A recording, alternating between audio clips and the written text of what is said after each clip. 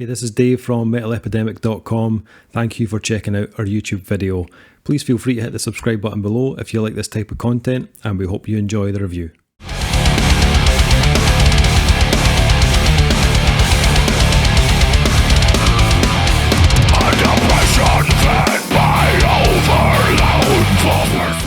What's happening, guys? Thanks for checking out the review. On this one, Duncan and I have been checking out the brand new self-titled album from Richmond, Virginia metal band Lamb of God. It's finally here, Dave. It's finally here.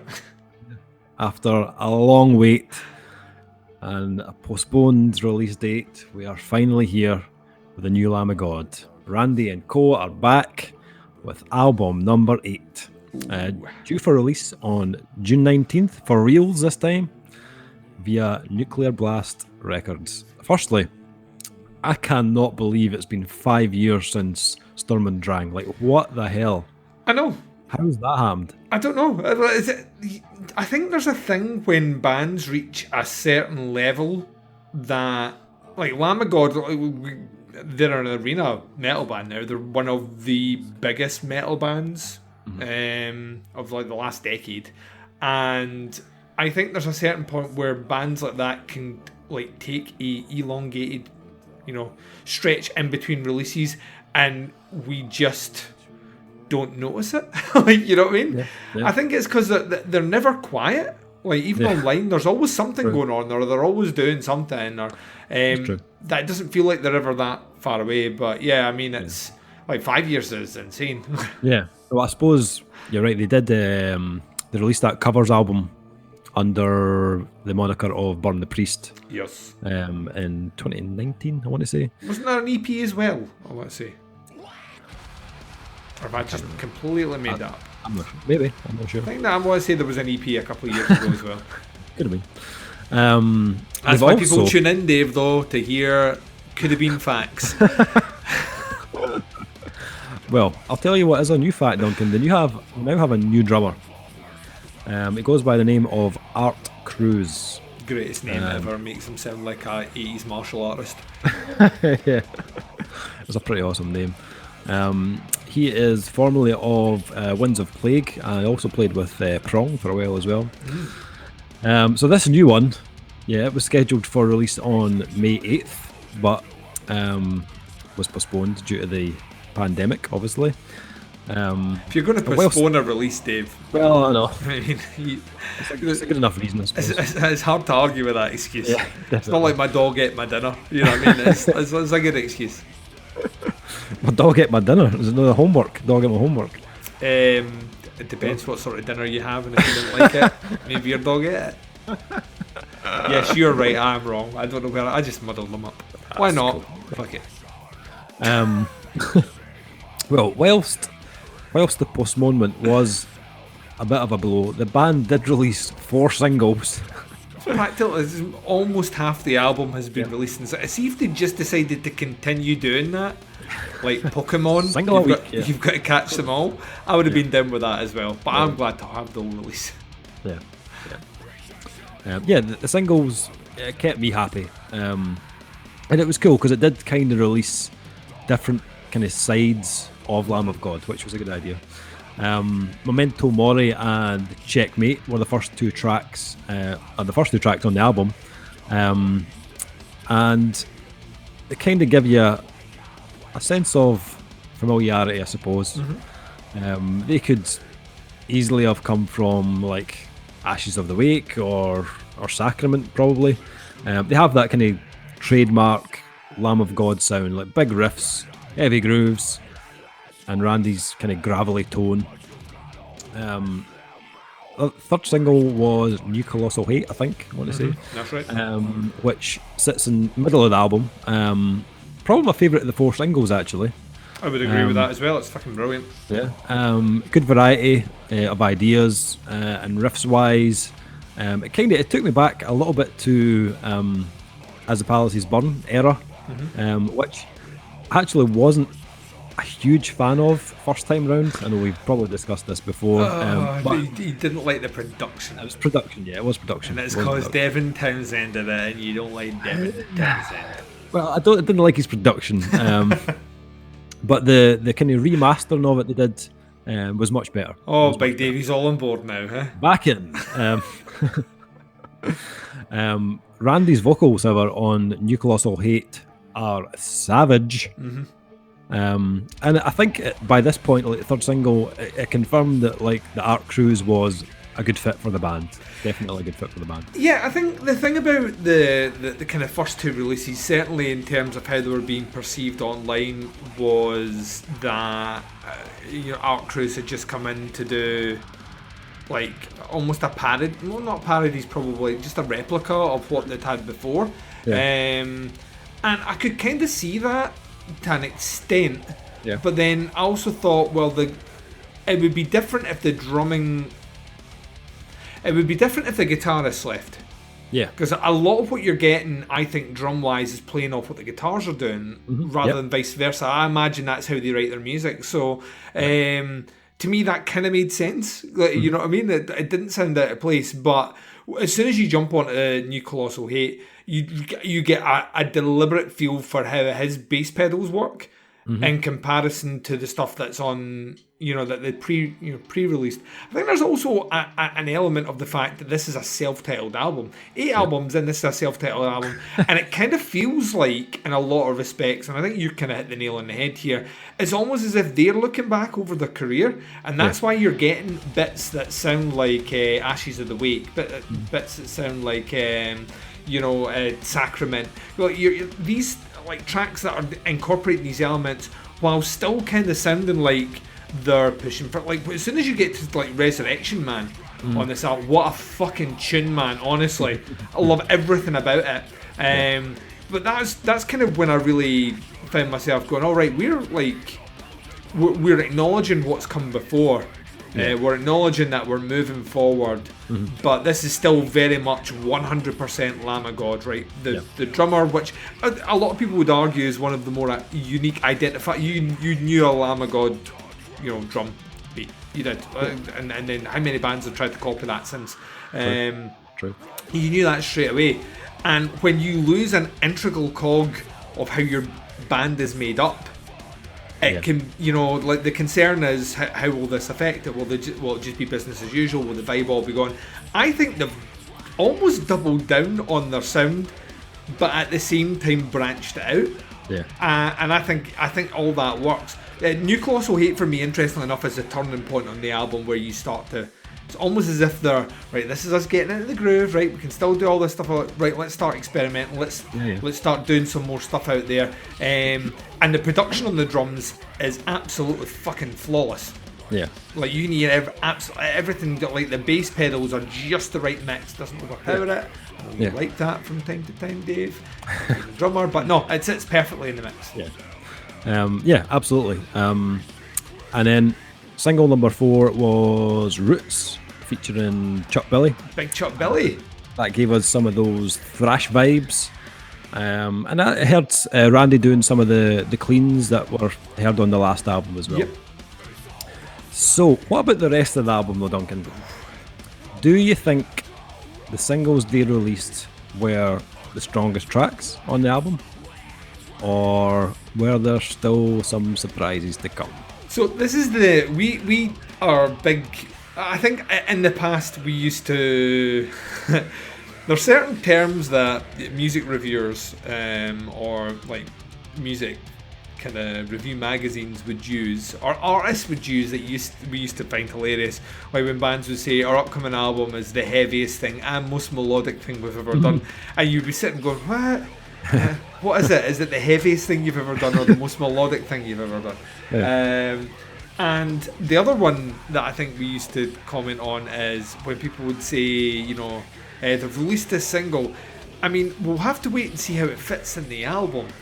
Yeah. And I've become more inclined to that. Like when I think of albums that I've listened to over the last couple of years, where we very much live in a culture now where you have things on like Apple Music, Spotify, or whatever. Bands will release 2 or 3 songs like months from the release of an album coming out, and you get a snippet and you try and contextualize how that sounds. If it sounds too different to what you thought would have sold out, That's like, you know, it sounds nothing like the band, you know, all these sort of things. And then when you hear them in terms of the context of the album, that's, you know, that can make or break it. And interestingly enough, some of the and you've got to remember, some bands are told, right, this is your single because it's the one we think we'll be able to release and, you know, put a music video around. Commercial bands don't always get a say in that. Sometimes that's the label that does that, so you always have to take that with a pinch of salt. I actually think, weirdly enough, and totally becoming a shill to metal music review magazines out there, that contextually speaking, the placement of the songs, I actually found that certain songs elevated for me. Specifically the opening 2 tracks. I think they set off the right pace for where the album goes. Roots, to me, interestingly enough, when I first listened to it and that thrash came in, I was like, alright, so are we just doing the thrash thing because Chuck Billy's on this? Because if that's the case, I'll be interested to check out the song that has Jamie Jasta, see if that goes down this more kind of hardcore, kind of metalish route. And interestingly enough, that's not the case. It's all about, I think, the way they have placed the songs on the album are perfect in terms of keeping interest. Because once again, I think Lamb of God, as great as they are, and they are fucking phenomenal, at times can become a bit of a parody of themselves. Like, and they can like sound like very safe Lamb of God. Right, granted, what they're doing is surprisingly technical on the guitar, challenging on the drums, and Randy, how we pronounce his surname? Randy Bly. Randy Bly, yeah. Because we've been educated that Scotsmen will get the name wrong anyway. That's just the way we are. We pronounce everything with a fucking thick tongue. But I think when you listen to this, I think they're not. Interestingly enough, they're not. It doesn't feel like they're playing it safe. Whereas the first time I heard Momentum War, I was like, well, nothing's really changed here. But in terms of the context of the album, I actually think, if anything, I appreciate it more because of that, because you get that snippet of something that feels a bit more familiar, and then they go off and start doing. There are songs on this album that don't sound generically Lamb of God, which I'm quite excited about. I know that might put off some like hardcore fans out there, but 8 albums in, I want to see them kind of stretch their wings a little bit and do some more stuff. I think Randy's vocals have never sounded better. I think he's absolute. How that guy still can scream like that and to continually impress me 8 albums in, and he's still doing stuff that I'll hear him sing a note or a lyrical hook, and I'm just like, that is just like New Colossal Hate has a hook lyrically which is just makes me want to burn everything to the ground. So in terms of that, I actually think they have done, weirdly, this delay has benefited them in a lot of respects. I think if I'd heard this album cold, I would have just been a bit more cynical about the placement of the songs. I think the fact that I've had time to breathe with Momentum Mori and Gears and New Colossal Hate and Roots, in terms of the songs that fit in between them, it's allowed me to enjoy a different aspect leading into those songs or leading out of those songs that I think, weirdly, not only have they done a blinder in my opinion, but I think weirdly the placement of what they've released, where they've released it, and where they are on the album is actually kind of genius. So definitely. It kind of, for me, it kind of felt like the album picked up more energy as it went on as well. The tracks kind of flowed into each other really well. Before I go more detail on the tracks, I just wanted to circle back on the production you mentioned. I love, like, Ashes of the Wake for me is my favourite Lamb of God production. All right. It's fucking crushing it, that's why. All right, and it still is probably my favourite production they've done. But this is pretty damn good too. The drums, as you mentioned, play quite a heavy part in the mix, which I enjoy. And that snare, oh my god. I know. Jesus. The guitars have got a real kind of tight, meaty sound. It's a very crisp production. I think it was done by Josh Wilbur, I think that's his name. And it's nice, it's crisp, but it's got that kind of bottom end to back it up as well, which is where, like, some of their other productions may have fell down in the past. Devin Townsend. I don't think that production's all that bad. It's terrible. Song-wise, for me, there was definitely still some surprises on this album. Yeah, the singles released were very strong, but others that stood out for me, Reality Bath was one I was really impressed with. I loved the kind of intro of that kind of clean guitar riff that then just explodes into a big heavy groove that just kind of sits in the pocket. Sounds ridiculously tight. There's a really interesting variety of tempos and rhythms on this one as well, and some cool like kind of dual guitar work from Mark Morton and Willie Adler. And we get to hear Randy do that kind of husky spoken word mixed with like visceral roaring, which he's done in the past. Yeah, like the kind of laid to rest type effect. So it's really effective technique actually. One of my main standouts was Resurrection Man. It's fucking amazing. So good, man, and it comes right after New Colossal Hate. It's quite a fascinating track though. It's probably one of the more like sinister sounding tracks on the album. And this is down to like Randy's tone and the kind of almost kind of menacing lead work that sits in the background. It's a little kind of slower track overall. There's no like catchy chorus, but it definitely produces some of the biggest riffs on the album. Yeah. That final riff just about ended me. Just it was like something from an Unearthed album or something. It was ridiculously heavy. So good. Bloodshot Eyes was cool. It showed the kind of lighter side of the band, which we've started to hear more of on more recent albums. And again, Randy's clean vocals, excellent. The melodies were really on point. But there's still there's plenty of big riffs on the track just to kind of balance everything out. I think the only tracks that left me a little bit underwhelmed, Gears was one, and actually the track with Jamie Jasta. Yeah, Jamie Jasta's a weird fit for Lamb of God. You know what I mean? Yeah. He's not someone I would ever think of. And he pops up in quite because he's a very well respected musician. He's very friendly with a lot of guys, and he'll appear like. And what's weird is like the stuff he did with they did from Crowbar. Yeah, Kirk. Yeah, I loved that. You know, I really enjoyed that stuff there, which made me think when his name was first announced in the project, I was like, I'm kind of interested to see where this lands. And I don't think it's a misstep by any stretch of the imagination. It just, I don't know, I kind of expected just something a bit more. Yeah, I totally agree. I didn't think either of those tracks I mentioned were bad by any means, just maybe I just a little uninteresting, I thought. But the way the album comes to a close was with On the Hook, which was probably one of the more kind of varied tracks on the album in terms of like rhythms and atmospherics and stuff. It's not the strongest track on the album, but it's a very solid closer for the album. Would I say this is their best album? Probably not. But what I would say is this feels kind of more consistent right across the board. It's everything that you'd expect from a Lamb of God release, musically and vocally, and a little bit more. The tracks are well structured. They're not overly complex, but they don't overstay their welcome. And as I said, each song kind of flows very well into the next, and it kind of picks up more force as it goes on.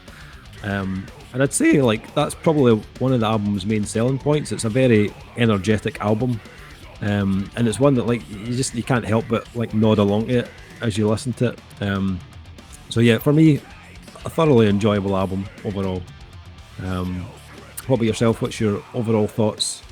Yeah, a lot of kind of just leaning into a lot of what you've said. I don't think this is top tier Lamb of God by any stretch of the imagination, but 5 years away, a change of what a lot of people would argue is an integral part of their sound, and to come back and release something which doesn't feel like they've missed a step at all. This one like it very comfortably slots in to me, and I'm kind of in the same kind of realm as you here. To me, I'll always be a fan of their earlier work. They're so fucking big now. I can't stress how big Lamb. If you listen to this, you know Lamb of God are massive And this album, like I could envisage most of these songs on a massive stage, huge PA system in the background, and just Randy dictating to the crowd for circle pits and all the rest, and it would all work. I think it's got elements, slight elements of maybe kind of the musical equivalent of some ring rust, but overall it's a wonder. I didn't realise how much I missed them until you get a new Lamb of God album, and then you remember why they are maybe one of the top tier bands out there. Every song just sounds huge, and like it is not their most ambitious release ever, but then, like I say, 8 albums in, all the things that went through to get here to get an album out, and they will be out heavily touring this one for the next 2 years as soon as everyone can tour again. I thought it was really good. I thought it was really, really, really, really good. I don't know if I want Lamb of God to kind of revert back. You know that way where you really want a band to revert back to their old sound? I think Lamb of God are at that stage now where I just want them to do what makes them happy, and it sounds like they're happy just now, and that's, to me, I think that's where you get the interesting stuff. Lamb of God of like 10 years ago, you would never had those kind of melody sections and all the rest, and actually listening to them, they work really well, and it makes me wonder, is that well, they've matured and that's why they're doing that now, or they've played so many shows that they're trying to change things, or is that a bit of a kind of fear of, well, if we do melodic vocals then we get accused of selling out? I don't know. It fits though. It fits really, really well, and I more Lamb of God. That's this band just needs to just keep going, and I don't think I'll ever lose interest. So I thought it was really good. Excellent. Rating wise, I'm going to go for a 4 out of 5. I will join you on that 4. I think if you're a Lamb of God fan, you will enjoy. If this is your first listen to this album and this band, not only are you in for a good time, but when you start delving back through that catalogue, woo, strap yourselves in. Yes, indeed. That is all from us. If you want to check this band out, head to Facebook, facebook.com/Lamb of God.